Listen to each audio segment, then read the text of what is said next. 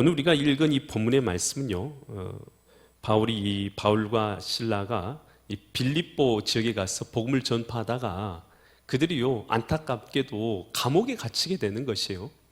감옥에 갇혀서 그들이 그곳에서 또 찬양하고 경배하다가 하나님의 뜻이 이루어지는 역사가 기록되어 있는 것, 이것이 바로 오늘 이 본문의 말씀인데요. 과연 이 말씀을 통해서 하나님께서는 이 시간도 우리에게 무엇을 깨닫게 하시고 또 무엇을 말씀하시는가, 나에게 주시는 하나님의 음성이 있는 은혜의 시간 되시기를 간절히 축원드립니다. 사도행전 16장 16절 말씀도 보면요, 우리가 이 바울과 신라가 기도하는 곳에 가다가 이제 기도하라고 이제 가고 있는데 어떤 귀신을 만났어요? 점치는 귀신을 만났다. 점치는이라는 단어가 헬라어로 이 피톤이라는 단어를 쓰고 있어요. 이 피톤이라는 단어는 구렁이라는 이런 뜻이에요. 구렁이. 당시 이 빌립보 지역에서는요, 당시 아폴로 신전이 있었습니다. 아폴로 신전에서 이제 아폴로를 섬기는 그런 일들이 이루어졌었는데요. 아폴로의 이 한마디로 대언자라고 여겨지는 게 바로 구렁이로 되어 있죠. 구렁이가 바로 이제 아폴로 신의 뜻에 따라서 예언을 한다, 이렇게 당시의 사람들은 이해를 하고 그렇게 믿고 있었던 것이죠. 그래서 이 구렁이가 들어있는 그런 이 귀신 들린 여종, 그 구절 계속해서 보시면 16절 보면, 사도행전 16장 16절 보면 그 점치는이라고 써졌지만 이 구렁이가 들려있는 아폴로 이 신의 한마디로 이 대언자 같은 역할을 하고 있는 그런 자였던 것이죠. 여종 하나를 만나니 점으로 그 주인들에게 큰 이익을 주고 있는 자라. 그러니까 이제 이 아폴로 신전 앞에서 이렇게 섬기고 있었던 그런 여종이었던 것이죠. 귀신 들려서 한마디로 점치고 있었던 여종이었던 것이죠. 그런데 이 여종이 뭐 하냐면 17절 보니까요, 바울과 실라는 이제 복음을 전파하는 거 아니겠습니까? 시장에서 복음을 전파하는데 그가 바울과 우리를 따라다니면서 뒤에서 소리를 지르는 것이에요. 뭐라고 소리 지르냐면, 이 사람들은, 바울과 실라는 지극히 높은 하나님의 종으로서 구원의 길을 너에게 전하는 자라. 참 어떻게 말을 해도요, 참 잘했잖아요. 이 사람은 구원의 길을 전하는 자입니다 라고 했는데, 바울은 이 말을 들었을 때 기뻤을까요? 기쁘지 않았을까요? 기뻤어요? 바울과 신라는 안 기뻤어요. 바울은요, 이들이 말하는 것은요, 복음 전파를 가로막는 거였어요. 이건 신앙의 혼합주의를 가져오는 것이기 때문인 것이죠. 왜 그러냐면요, 우리 교회 앞에서 만약에 무당이 교회 앞에서 점을 치거나 구술하면서 여기 계시는 이 교회 목사님은 하나님의 신령한 목사님이십니다 라고 이 무당이 말한다면 그게 저에게 기쁜 일이 되겠습니까? 별로 기쁜 일이 아니죠. 왜냐하면 저 사람들이 생각할 거 아니겠어요? 저 무당이 섬기고 있는 우상하고 저 목사님이 섬기는 자하고 좀 통하는 게 있나 보다, 그래서 저 무당이 저렇게 말하는 것이 아니겠는가, 이렇게 생각할 거 아니겠어요? 결국은요, 겉으로 보기에는 이 귀신 들린 여종이 바울과 실라를 칭찬하는 것 같지만요, 결국은요, 교묘하게 복음 전파를 방해하고 있는 것이고, 신앙의 혼합주의에 빠지게 만들어서 결국은 교묘하게 복음 전파가 가로막히고, 또 그리고 하나님 나라가 확장된 것을 가로막고 있었던 것이다라는 것이죠. 그러니까 이 바울과 실라가 이렇게 복음 전파할 때 가로막는 악한 영의 역사가 있는 것이죠. 여러분, 우리의 신앙도 마찬가지다는 것이에요. 여러분, 겉으로 보기에는 우리의 신앙 가운데서도 겉으로 보기에는 좋아 보이긴 하지만 복음의 본질을 흐리게 만들거나 영혼을 구원하는 전도의 역사를 방해하거나 하나님께 신령과 진정으로 예배하는 것을 가로막는 역사가 있지는 않느냐는 것이에요. 겉으로 보기에는 내게 칭찬도 해주고 겉으로 보기에는 내게 좋은 일을 행하는 것 같지만 결국은 안쪽으로 자세히 들어보면 영적으로 혼잡하게 만들고 있는 일들은 없느냐는 것이에요. 여러분, 우리는 영적으로 이런 일들을 잘 분별해야 될 줄 믿습니다. 그래서 우리로 하여금요, 지나치게 예배 드리는데 지나치게 분주하게 만드는 게 있어요. 여러분, 이를 지나치게 우리가 예배에 집중하지 못하고 분주하게 만드는 것, 이런 것도요, 영적으로 우리가요, 우리의 예배를 방해하는 것이고, 혹은 세상적으로요, 우리가요, 지나친 성공, 세상적 성공이요, 오히려 우리의 신앙을 방해하는 수도 있어요. 물론 세상적으로 성공하는 건 좋지만, 그러나 그것 때문에요, 오늘 우리가 하나님도 잃어버리고 신앙도 잃어버리고 살게 만든다면 그것은 오히려 오늘 우리의 신앙을 가로막고 있는 것에 불과하다라는 것입니다. 그래서 우리가요, 예배에 집중하지 못하게 만들고 하나님께 집중하지 못하도록 만들고 있는 어떤 것이 있는가, 우리의 삶 가운데 영적으로 잘 분별해야 될 줄 믿습니다. 이 바울과 바나바가 이 복음 전파로 이 구브로에서도 복음을 전파하죠. 구브로에 가서도 복음을 전파하는데 그곳에 있는 총독에게 복음을 전파합니다. 예수님 믿으시고 구원받으라고 총독에 복음을 전파하는데, 그때 이 박수무당이었죠. 박수무당이 나타나서 이 바울이 복음 전파하는 것을 가로막죠. 그때 바울이 어떻게 합니까? 이 박수무당을 향해서 주 예수님의 복음을 가로막고 있는 악한 영아, 지금 떠나갈지어다 라고 그에게 명령하고, 그리고 그를 물리치게 되죠. 어두워져서, 눈이 어두워져서 너가 빛을 보지 못할 것이다 라고 그렇게 선포하게 되죠.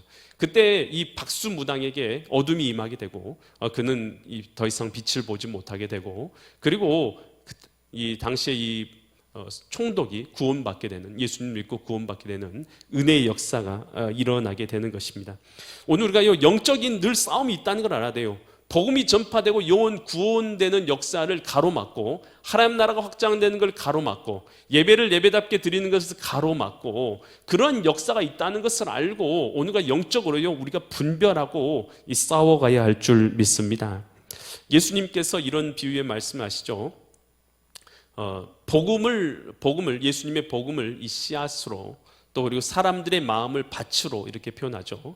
그런데 이 마음밭에 이 복음의 씨앗이 떨어졌을 때에 돌적과 같은 마음밭이 있다고 했어요. 돌적과 같은 마음밭은 길가와 같은 마음밭이 있다고 했어요. 길가와 같은 마음밭은 누가 와서 빼앗아 간다고 했어요? 새들이 날라와서 그 떨어진 그 알갱이를 먹어버리고 그래서 열매 맺지 못하게 한다 했는데요, 이것에 대해서 마가복음 4장 15절에서 이렇게 말하고 있죠. 말씀이 길가에 떨어졌다는 것은, 그러니까 마음의 밭에 길가와 같은 마음밭이 되어 있다는 자들이 있는 것이에요. 그래서 길과 같은 마음밭은요, 이들을 가리키는데, 곧 이것은 설명을 해주잖아요. 곧 등이 접수사죠. 말씀을 들었을 때, 말씀을 듣고 있을 때에 사탄이 즉시 와서 그들에게 뿌려진 말씀을 뭐해 간다고요? 빼앗아 간다. 여러분, 지금도요, 하나님의 말씀이 이 자리에서 선포되고 있는 줄 믿습니다.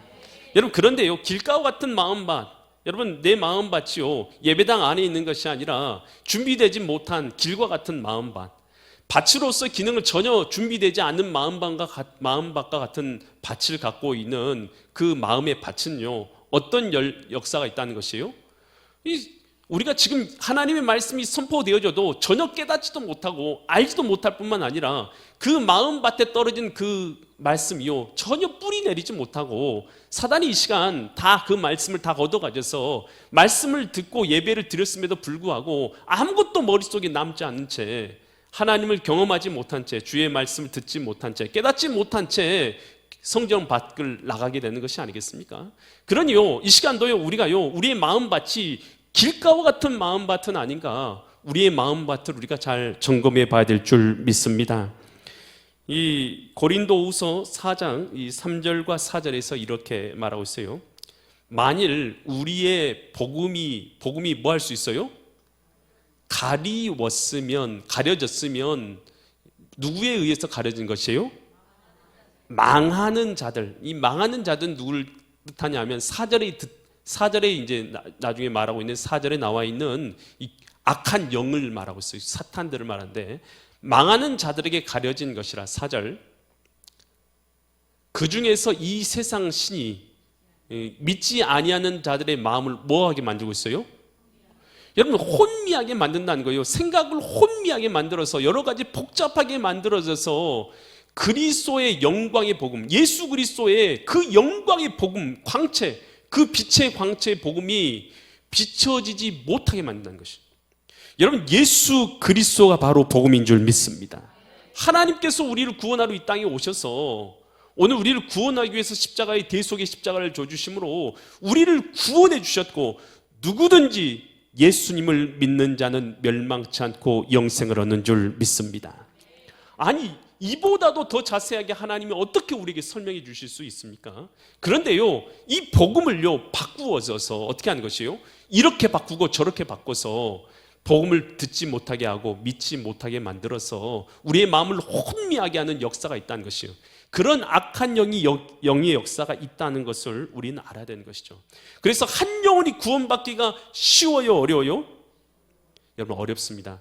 여러분, 예수님께서 우리를 구원하시기 위해서 십자가에 달리시고 여러분 물과 피를 쏟으셨잖아요. 이 땅까지 오셔서 그러므로 말미암아 그 대속의 은혜로 우리가 구원을 받은 거 아니겠어요? 한 영혼이 구원받는 것은요 하나님께는 기쁨이지만 악한 영에게는요 자기의 종이 사라지는 건 아니겠어요? 그러니 사단은 절대로 이것으로요 가만히 있을 수가 없는 것이죠. 악한 영의 역사가 있다는 것을 우리는 알고 영적으로 잘 분별해야 될 줄 믿습니다. 그때 이 자기의 복음 전파하는 걸 계속해서 가로막는, 이 사람은 지극히 높으신 하나님의 아들입니다 라고 뒤에 쫓아다니면서 말하는 것이요. 박수무당 같은 이런 무당들이, 종들이, 그래서 이 여종이 그렇게 뒤에 쫓아오면서 바울과 실라가 복음 전파하는 걸 계속해서 괴롭히고 가로막는 것이죠. 바울과 실라가요 이 신앙의 혼합주의, 혼란스럽게 만드는 것을 가로막도록 하기 위해서 어떻게 합니까? 사도행전 16장 18절처럼 이렇게 행동한대요. 이같이 여러 날을 하는지라 바울이 심히 괴로워서 돌이켜서 그 귀신에게, 그러니까 그 여종의 귀신 들렸으니까 그 여종의 귀신에게 명하죠. 뭐라고 말합니까? 예수 그리스도의 이름으로 내가 내게 명하노니 그에게서 나오라. 누구의 이름을 명하고 있어요? 여러분, 이 악한 영의 역사를요 우리가 대적하고 이기는 것은요 우리의 힘으로 되는 것도 아니고 우리의 능으로 되는 것도 아니고 우리의 지혜로 되는 것도 아니고 오직 하나님의 능력으로만 되는 줄 믿습니다. 여러분, 그래서 우리가 의지하는 것은 예수님의 이름으로 떠나가라고 명령하는 것은 예수 그리스도의 이름에 의지해서 예수님의 권세를 의지해서 행하는 것이에요. 오직 성령의 역사는요 오직 예수 그리스도의 이름으로만 역사하기 때문인 줄 믿습니다. 여러분, 내 삶 가운데서요 내 힘으로 해결되지 않는 일들이 혹시 있는가요? 내 힘으로 해결할 수 없고 계속해서 반복적으로 지어지는 죄라든지 나의 어떤 걱정의 문제라든지 두려움이라든지 염려라든지 오늘 우리를 사로잡고 있는 그런 것들이 있을 수 있잖아요. 여러분, 이런 문제들은요 우리의 힘으로 해결되는 것이 아니라 오직 하나님의 능력으로 해결되는 줄 믿습니다. 성경 보면 이 베드로와 요한이 이 제9시 기도 시간이 되었어요. 9시 기도 시간이 되어져서 성전으로 이제 기도하러 올라가는데요. 나면서부터 안진뱅이가 그곳에서 한 푼만 주세요, 한 푼만 주세요라고 이렇게 구걸을 하고 있는 것이에요.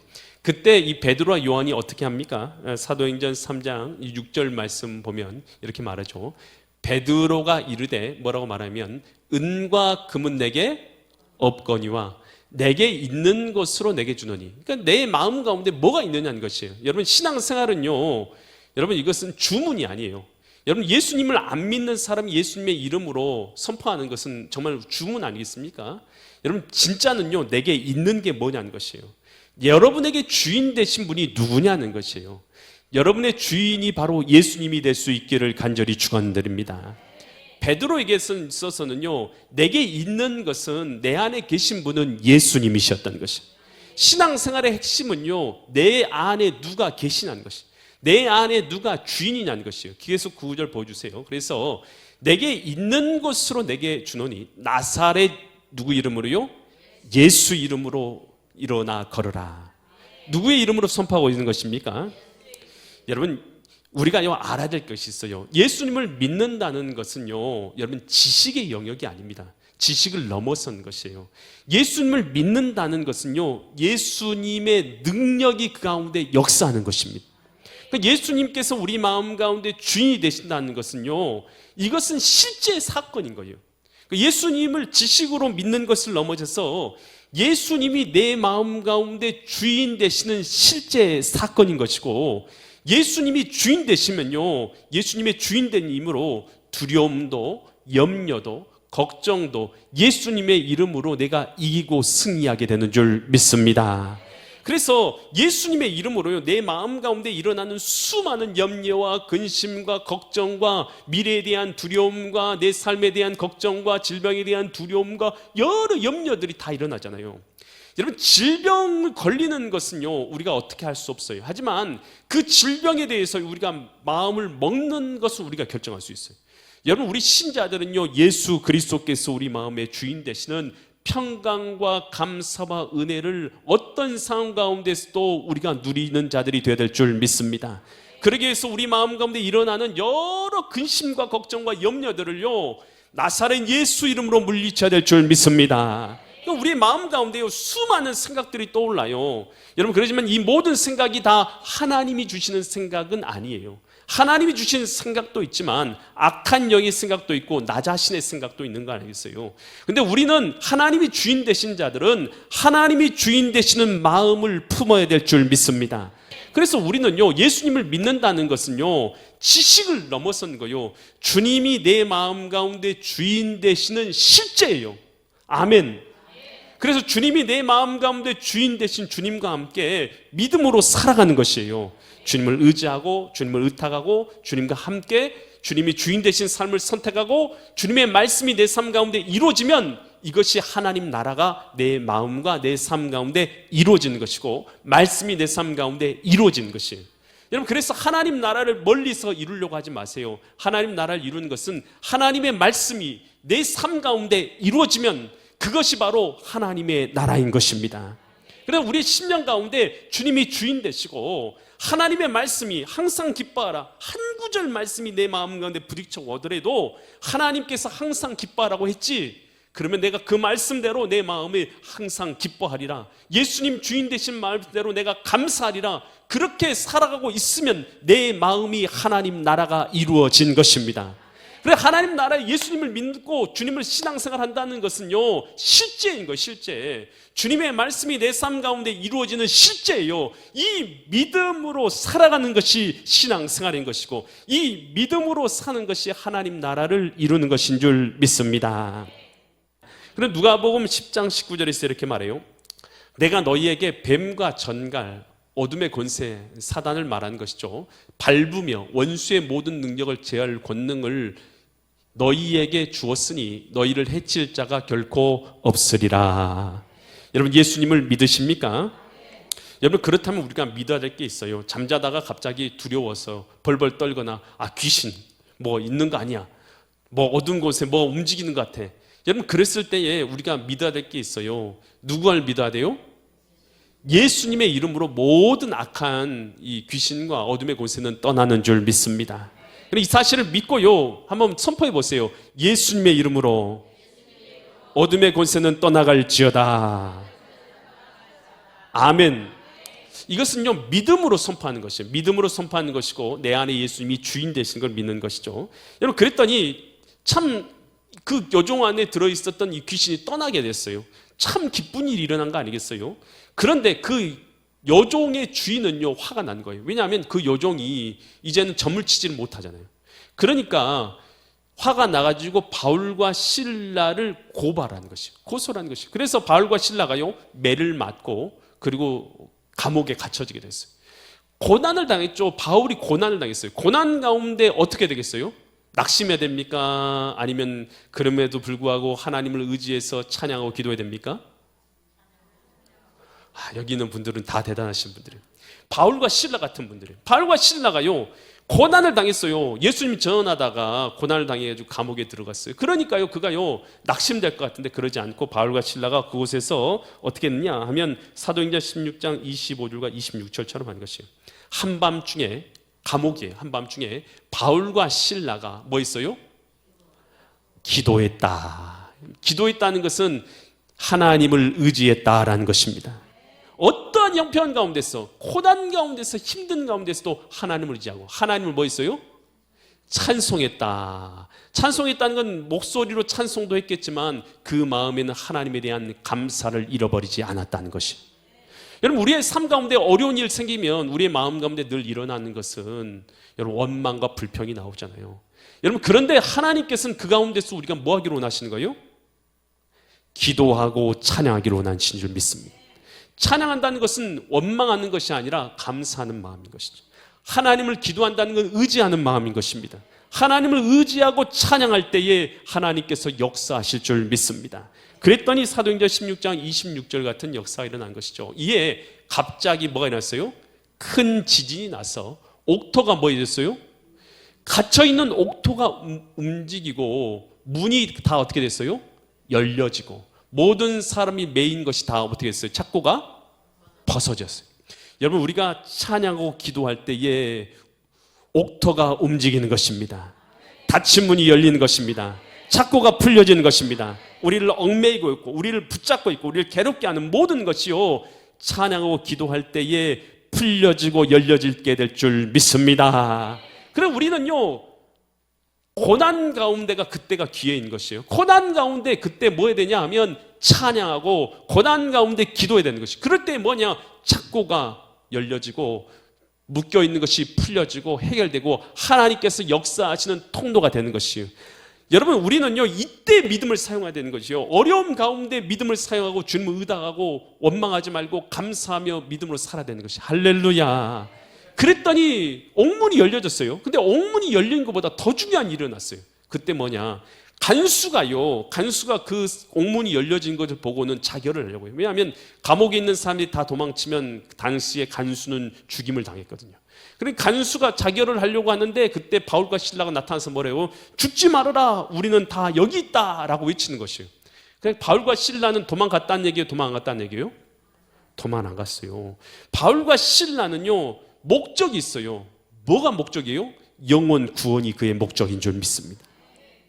옥문이 열려진 것도 그에게는 영혼 구원을 위한 기가 열려진 것뿐이 아니겠어요? 그랬더니 바울과 실라가 죽지 말라, 우리 다 여기 있다. 그러니까 그 사람이 깜짝 놀라서 간수가 뭐라요? 사도행전 16장 31절처럼 말하죠. 31절에서 이르되 주 예수를 믿으라. 아니, 어떻게 하면 우리가 구원을 얻겠습니까? 라고 그렇게 물어봐요. 그랬더니 바울과 실라가 이렇게 말해요. 누굴 믿으라고요? 주 예수님을 믿으라. 그리하면 너와 내 집이 뭘 받아요? 구원을 받으리라. 여러분, 우리 집안에요, 여러분이 예수님을 믿으면 구원의 통로가 열려지게 될 줄 믿습니다. 여러분, 그래서요 이 사람이요 더 중요한 역사. 여러분, 우리의 삶 가운데서 기도를 통해서 뭔 문이 열려지고 닫혀진 것이 해결되고 풀려지고 병 고침을 받고 해결되는 것, 이것도 중요해요. 하지만 더 중요한 것은요 영혼이 구원받는 것인 줄 믿습니다. 여러분, 하나님의 아들 독생자 예수님이 이를 위해서 오셨잖아요. 우리가 사업에서 성공하는 것 중요해요. 그보다 더 중요한 것은 영혼이 구원받는 것입니다. 내가 질병에서 고침받는 것도 중요해요. 그보다 더 중요한 것은 영혼이 구원받는 것입니다. 여러분, 내 인생의 문제 해결되는 것 중요해요. 그렇지만 그거보다 더 중요한 것은 하나님께서 우리의 영혼을 구원하시는 것인 줄 믿습니다. 그래서 오늘 우리는요 고난 가운데 뭐 해야 돼요? 하나님을 의지해서 기도하고 찬양하게 될 줄 믿습니다.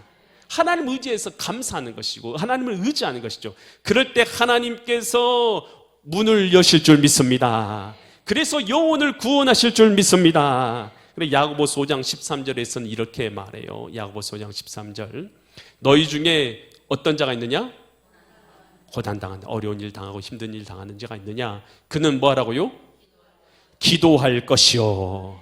즐거워하는 자가 있느냐? 기쁜 일이 있느냐? 그러면 그는 뭐 하라고요? 찬송할지니라. 여러분, 우리의 삶 가운데 고난이 있을 때에 하나님께 기도하고 찬양하며 하나님을 의지할 때에 하나님께서 열어주시고 영혼을 구원한 역사가 우리의 삶 가운데 일어나게 될 줄 믿습니다. 그러한 은혜를 누리시는 믿음의 거룩한 성도님들 되시기를 예수 그리스도의 이름 받들어 간절히 축원드립니다.